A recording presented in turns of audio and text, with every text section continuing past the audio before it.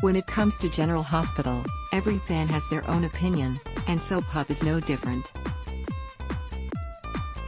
For 5 days, we sat and watched the good, the bad, and everything in between, and now we offer you a handy review, and a cheeky critique, of the GH week that was. General Hospital, a Critics Week in Review. Let's see, what has General Hospital offered us that we should be thankful for? This critic is especially thankful for the exquisite, and, at hard times to watch, performances given by Johnny Wachter, Brando, and Sophia Madsen, Sasha. These two have had very little to do as of late, and no, being a cutesy, expectant couple doesn't cut it, but they stepped up to the plate and delivered in scenes depicting the aftermath of baby boy Brando's harrowing birth. Also, how nice is it that a show titled General Hospital actually has some action taking place inside a hospital and a story that is actually medically oriented. A double thank you for that. We're also extending thanks to the soap for the long incoming arrest of Peter August, Wes Ramsey, not because we think that it's going to stymie the big bad, and please do not do that, we are using that term very loosely, anytime soon, but because we're certain that it is at least putting the character in a position to finally meet his maker, hopefully at the hands of poor, put upon Maxie Jones, Kirsten Storms, and hopefully no later than February sweeps. And now that we've given sincere enough thanks, it's also time to bestow General Hospital a Golden Turkey Award for their handling of Jason Morgan's Steve Burton exit. This is, what, the 3rd, 4th, 10th time that this character has been presumed dead. Notice of said presumed death was delivered by Anna Devane, Finola Hughes, who's been presumed dead, to a room full of people who have all been presumed dead at one point or another, and the majority of them just took for granted that this is the death that stuck? Really?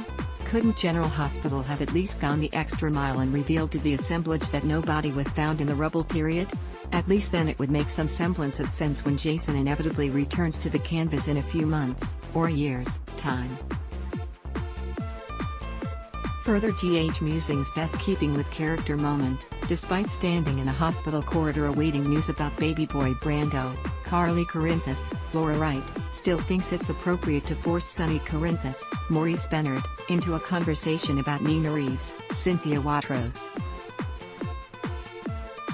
Best return, eventually, it took some time and effort, but Drew Keenes, Cameron Matheson, wrote home promises to really up the dramatic ante on General Hospital. Exchange of the week, Brit, does anyone have a syringe? Peter, oh, what did you have in mind? Brit, bleach. Drain cleaner? Peter, it was such a pity you took that oath, isn't it, Brit? Liesl, yes, Britta. If only you didn't have that pesky medical license. Oh, wait. I no longer have one of those.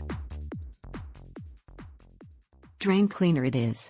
Given the utter hell that she put him through, did Olivia Falconeri Quartermain, Lisa Lo Cicero, really think that Austin Gatlin Holt, Roger Howarth, would accept either too little, too late apology or her invitation to break bread with the Qs, aka the family who's treated him like gum at the bottom of their shoes since day one? Kudos to General Hospital for keeping the memory of One Life to Live alive by a reference to the film Christina Comes Home for Christmas, a favorite of many a Landviewite. General Hospital, GH, airs weekdays on ABC. Check your local listings for airtimes. For more about what's coming up in Port Charles, check out all the latest that's been posted on GH Spoilers, and for an in-depth look at the show's history, click here. Adblock test, why?